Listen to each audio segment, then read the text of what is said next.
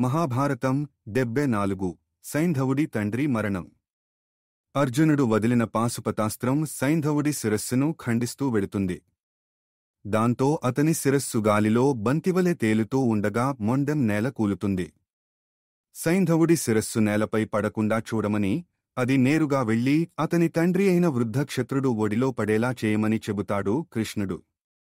అక్కడికి దగ్గరలో వృద్ధక్షత్రుడి ఆశ్రమం ఉందని, ఆయన జపం చేసుకుంటున్నాడని అంటాడు. ఆ దిశను అర్జునుడికి చూపించి బాణాలతోనే అటుగా ఆ శిరస్సును తీసుకెళ్లమని చెబుతాడు. కృష్ణుడు ఎందుకు అలా చెప్పాడన్నది అర్జునుడికి అర్థం కాదు. సైంధవుడి శిరస్సు ఆయన తండ్రి ఒడిలో పడేలా చేయడంలోని ఆంతర్యమేమిటో చెప్పమని అడుగుతాడు. సైంధవుడి తండ్రి వృద్ధక్షత్రుడు తపోబల సంపన్నుడని, యుద్ధరంగంలో సైంధవుడి శిరస్సు తెగడం వలన మరణిస్తాడనే విషయాన్ని ఆయన ముందుగానే తెలుసుకున్నాడని అంటాడు. దాంతో ఎవరి వలన తన కుమారుడి శిరస్సు నేలన పడుతుందో వారి శిరస్సు 100 ముక్కలవుతుందని శపించాడు. ఇప్పుడు సైంధవుడి శిరస్సు నేలన పడితే ఆయన తండ్రి శాపానికి అర్జునుడు బలి కావలసి వస్తుందని చెబుతాడు. దాంతో అర్జునుడికి విషయం అర్థమవుతుంది.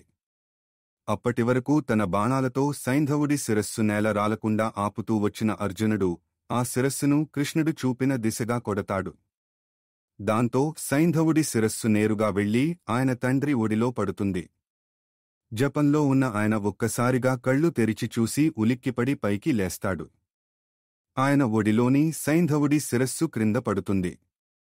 దాంతో వృద్ధక్షత్రుడి తల 100 ముక్కలై అతను కూడా మరణిస్తాడు. ఇలా కృష్ణుడు అర్జునుడి మాటను నిలబెడతాడు. సైంధవుడిని మాత్రమే కాదు, ఆయన తండ్రి కూడా మరణించేలా చేస్తాడు. అర్జునుడు అగ్నిప్రవేశం చేసే పరిస్థితి రాకుండా చూస్తాడు. తన కుమారుడి మరణానికి కారకుడైన వాడిని మట్టుబెట్టాననే సంతృప్తితో అర్జునుడు వెనుదిరుగుతాడు.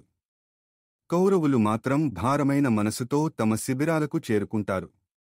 సైంధవుడిని రక్షించలేకపోయినందుకు, అర్జునుడిని అగ్నిప్రవేశం దిశగా నడిపించలేకపోయినందుకు తలలు పట్టుకుంటారు.